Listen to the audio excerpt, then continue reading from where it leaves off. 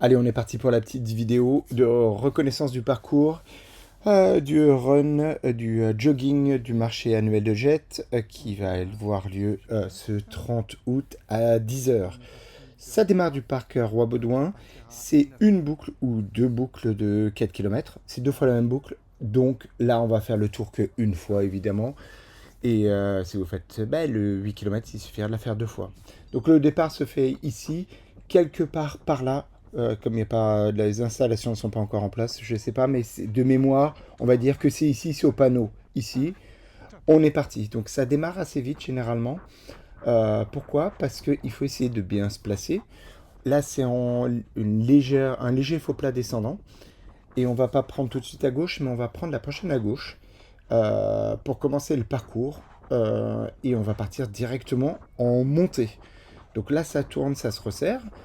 Donc c'est pour ça que tout le monde va partir assez vite. Et surtout, tout le monde part ensemble, les 4 et les 8 km. Et donc les 4 km vont partir comme des fous furieux ici pour essayer de bien se placer.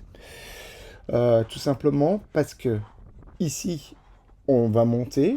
On est sur des petits chemins, on est sur des chemins de parc, ça va.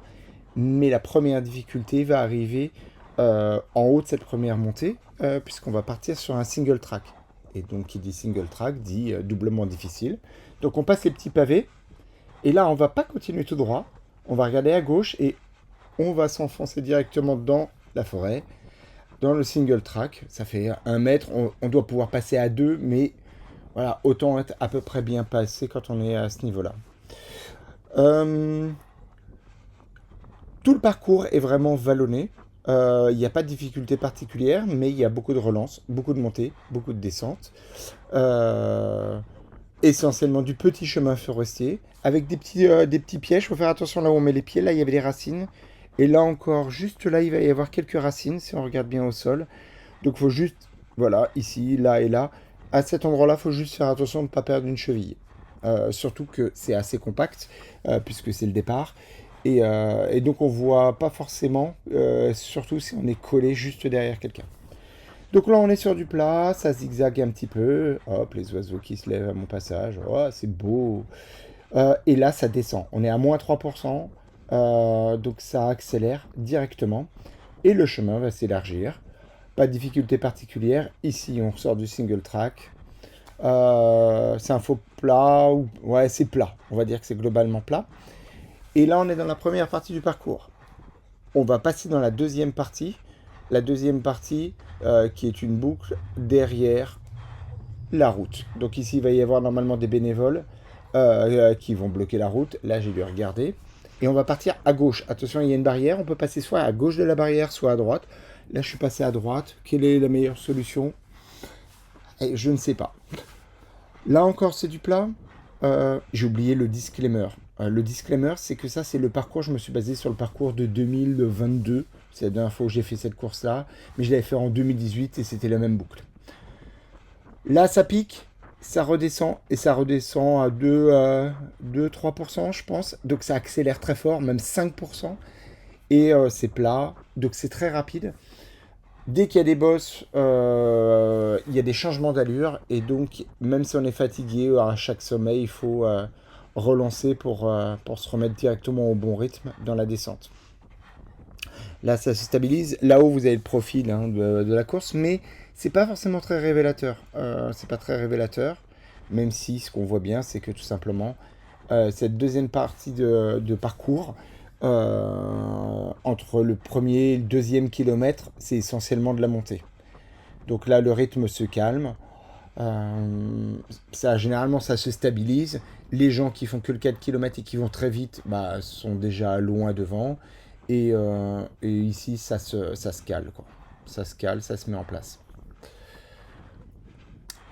À partir de là, on va avoir les premières difficultés et on va avoir les premiers très gros changements d'allure. Donc là, on a une première bosse. Ça se voit pas forcément à la vidéo, mais on est à 3% ici. Là, ça remonte un petit peu. Donc l'allure, on perd un petit kilomètre heure, voire plus. Mais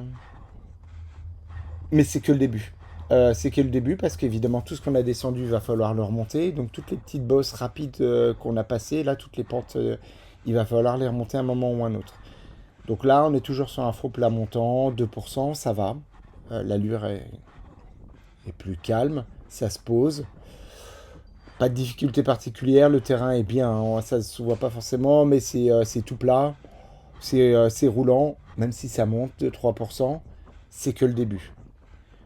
Les premières difficultés arrivent là, il va y avoir 2-3 bosses. La première est assez tranquille, elles sont relativement courtes, hein, mais ça peut difficilement se prendre à pleine balle. Parce que là on est à 6-7%, 8-9%, donc l'allure là on voit, hein, on perd des kilomètres heure. 13% de montée, un léger mieux ici, mais on est toujours à une dizaine de pourcents. Et là, on attaque la deuxième bosse qui va remonter sévère. Ça remonte ici, donc je pense qu'on a une dizaine de pourcents là encore. Ça ralentit sévère. C'est un petit peu plus long, voilà, 10%, 11%. Ça continue. Et juste après le virage, ça va se calmer, faux plat, et ensuite, ça va être de la descente. 7%, ça continue à monter. Ça continue à monter. Donc là, il faut gérer, mais il ne faut pas oublier que derrière, ça va redescendre. Donc il faut quand même pousser un petit peu plus que de raison. Parce qu'on sait que dans la descente, comme c'est des descentes très rapides, ça sera difficile d'accélérer autant que ce qu'on aurait récupéré dans la montée si on ralentit trop. 5%, ça continue à monter. 4%, ça commence à se calmer. On le voit, hein, sur le graphe là-haut. Et là, on va avoir une première descente. -2, -3, -4%, -6%. Ça accélère franchement. Là, ça relance. Mais on arrive dans une cuvette. Et hop, ça remonte un petit peu. Ça va être la dernière petite difficulté. Elle est moins grave. On est à du 5%. Mais comme c'est la troisième ou quatrième difficulté, on commence à avoir les jambes qui sont un peu essorées, surtout si on est parti un peu vite. Et pourtant, il faut garder un peu d'énergie, parce que là, au moment où on passe le virage, ça va redescendre tout droit, très vite, -5, -6%, je pense. Et avec un parcours, il faut bien regarder le sol, il faut faire attention, parce qu'il y a des endroits où la pluie a fait des rigoles. Et donc, c'est intéressant de choisir bien sa trajectoire. Parce que là, sur le côté à gauche, par exemple, on peut se faire une cheville, mais aussi au milieu. Voilà, par exemple, ici, là, au milieu, il y a une rigole. Là, il y en a une autre. Donc voilà, c'est pour ça que je fais un peu des diagonales pour ne pas me mettre le pied de travers et je passe au-dessus. Donc ça accélère, hein. Là, on est à -4%, c'est tout droit, on s'enflamme, on a subi dans la montée, on relance, on est content. Et à partir de maintenant, jusqu'à la fin, il n'y a plus de grosses difficultés. C'est soit du plat, soit de la descente. C'est rapide, mais ça va beaucoup tourner. Comme ici, parce qu'on ne va pas descendre tout droit jusqu'au bout. On va tourner à gauche et faire une boucle qui est particulière, qui ne va pas être compréhensible ici parce qu'il manque les installations, il manque le balisage. J'essaie de me rappeler, mais de mémoire, ici, il va y avoir une balise qui va nous dire de rester sur la gauche et des barrières. Et en fait, on va faire le tour du parc, mais on va revenir par le même endroit. Donc forcément ici, là, on se dit, mais pourquoi on coupe pas et pourquoi on va pas directement à droite pour raccourcir? Parce que tout simplement, il y aura de la rubalise le jour de la course. Où est-ce qu'elle sera exactement? J'en sais rien. Donc là, j'ai pris tout simplement au plus large et j'ai longé les arbres. Voilà. De mémoire, c'est quelque chose comme ça. Après, toujours pareil, un disclaimer, moi là je suis reparti sur le parcours de 2022. S'il y a une adaptation, s'il y a de la rubalise et que c'est un peu différent, vous adaptez, hein, vous suivez. Hein. C'est vidéo non contractuelle. Voilà, et donc là on ressort par là où on est venu. C'est pour ça que je dis qu'il y aura une barrière, il y aura une séparation ici quelque part normalement. On repart presque par où on est arrivé. Et on va retraverser la route. Donc là, on avait tourné tout à l'heure à droite, là. Et là, on retraverse la route et on retourne dans le parc pour finir les 2 derniers kilomètres. Là encore, j'ai un doute parce que je sais qu'on va tourner à gauche, mais est-ce que il y a des gens qui vont passer à gauche de l'arbre ou pas, pour pas vous donner une mauvaise habitude ou couper trop court? Voilà, j'ai pris un peu large. parce qu'il n'y a pas de rubalise, évidemment, vous adaptez le genre de la course. Donc là, on retourne sur le parc. C'est du terrain stabilisé, c'est rapide, c'est du moins 1%, donc c'est du faux plat descendant. On a la fatigue accumulée, mais voilà, il n'y a pas de difficulté particulière pour l'instant. Il y aura encore deux petites bosses sur le parcours, histoire de se challenger. On en est à 2,5 km là. Donc il reste 1,5 km. La boucle de mémoire fait un peu moins de 4 km. Quelque chose comme 3,8 km ou 3,9 km. Le parcours ne fait pas exactement 8 km. Ici, pareil, il y a un caillou. Il y a des gens qui vont couper, je pense. Ça va dépendre des barrières qu'ils vont mettre. Voilà, donc là j'ai pris large au caillou. Je pense que c'est le parcours officiel, c'est de tourner derrière le caillou. Ici, attention, c'est du pavé. Du pavé qui est un peu, qui est pas très plat. Donc c'est pour ça que je reste sur la droite. Sur la droite, au bord du gazon, en fait, il y a suffisamment de terre pour recouvrir le pavé, mais il n'y a pas de trou de taupe dans le gazon. Donc voilà, il faut trouver la bonne trajectoire, mais sur la droite, c'est a priori, c'est le bon compromis. Là encore, pareil, hein, essayez de ne pas vous perdre une cheville, parce que sur la partie de gauche, voilà, il y a des pavés. C'est un peu, voilà, c'est un peu délicat.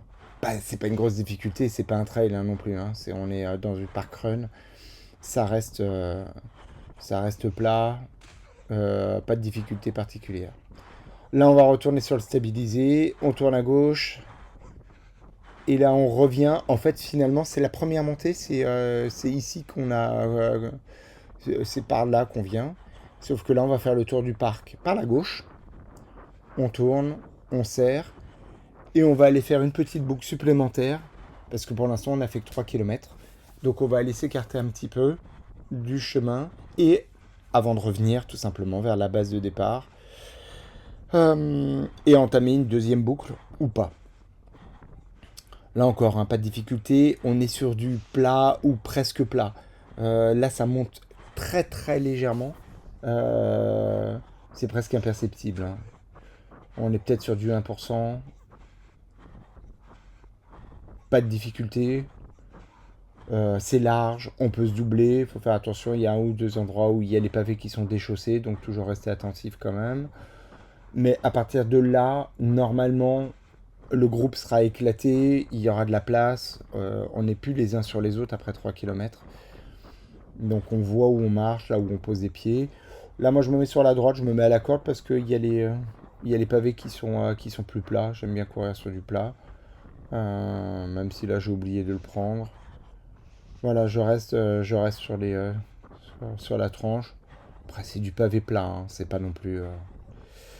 Et là, au camion à gaufres, pas de pause, on tourne à gauche et on va faire une petite boucle avant de revenir vers le point de départ. Donc là, ça monte. C'est un faux plat montant. Mais tout ce qui monte va être descendu. Donc derrière, on va pouvoir reprendre de la vitesse. Donc là, on est à 2%. Ça va peut-être monter un petit peu plus encore. 3%. Voilà, 3%. Là, la petite difficulté, c'est que 4%. La petite difficulté, c'est que il y a deux angles droits, il y a des relances à faire avec les virages. C'est pas une difficulté. Hein. Hop, on relance, droite, droite, on descend. Donc là, ça va redescendre. On était à 4% de montée, et là, d'un coup, il faut relancer pour repartir vers du -3, -2, -3. Donc là, c'est rapide normalement. On peut rester sur le trottoir, mais qui n'est pas complètement droit, ou sur la route, je pense que la route sera fermée. Et là, attention au virage, il va falloir repartir à 180 degrés. Donc j'attrape le poteau, hop, pour pas partir dans le décor. Et je suis borderline déjà. On repart, on relance, on repart à gauche et on retourne vers le point de départ. On est à 3,5 km. Là, il nous reste grosso modo un petit 400 mètres. Donc un tour de piste d'athlétisme. On retrouve notre camion à gaufres. On essaye de ne pas faire de pause ravito. On n'a pas besoin pour 4 km. On regarde le menu quand même, au cas où. Hop, non, il n'y a rien. Et ici, normalement, je crois que de mémoire, il y a une séparation. La route se sépare en gauche et droite. De mémoire, à gauche, c'est pour le finish. Donc si vous faites 4 km ou que vous êtes au deuxième tour, vous allez être dans la contre-allée. C'est la même chose. Hein. Sauf que, quand on est à droite, on va pouvoir tourner à droite pour reprendre la deuxième boucle et faire la deuxième boucle de 4 km, alors qu'à gauche, bah, on va aller plus facilement tout droit vers la ligne d'arrivée. Mais les deux chemins mènent au même endroit. Donc même si vous vous trompez, faites pas demi-tour, pas de stress. Normalement, il n'y a pas de difficulté. Je pense que les deux se rejoignent exactement au même endroit. C'est juste que ça permet de séparer les gens et éviter qu'il y ait un bouchon sur le virage et que les gens se croisent. Donc c'est ça qu'il faut se rappeler, c'est que ça va tourner à droite pour la deuxième boucle. Et donc si vous êtes à gauche, ben, vous croisez pas les gens qui courent et qui vont relancer à droite. Il nous reste quoi? 100, 200 mètres. Donc on va voir, donc il y a toujours les gens qui sont à gauche qui vont finir. Moi là, évidemment, je me suis mis à droite pour qu'on voit le parcours. J'aurais dû me mettre à gauche. Mais c'est pour tout simplement voir la boucle. De mémoire, la boucle, elle est là. À droite, c'était là où on tourne pour remonter. Donc là, tout de suite à droite, on remonte.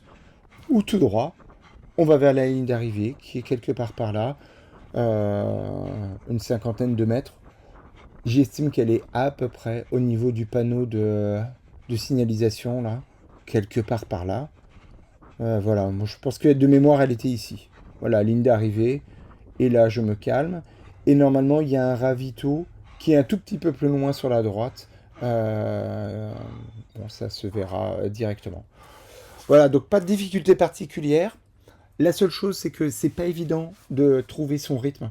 C'est pas évident de trouver son rythme. Pourquoi? Bah, tout simplement parce qu'il y a des bosses, des montées et des descentes. Donc, on peut pas tellement se caler sur le rythme. Il faut essayer de s'écouter, le faire aux sensations.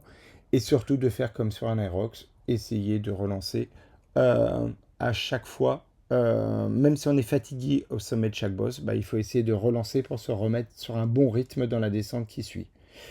Voilà. Bon courage à tous pour dimanche. On se voit là-bas. Départ à 10h. Ciao, ciao.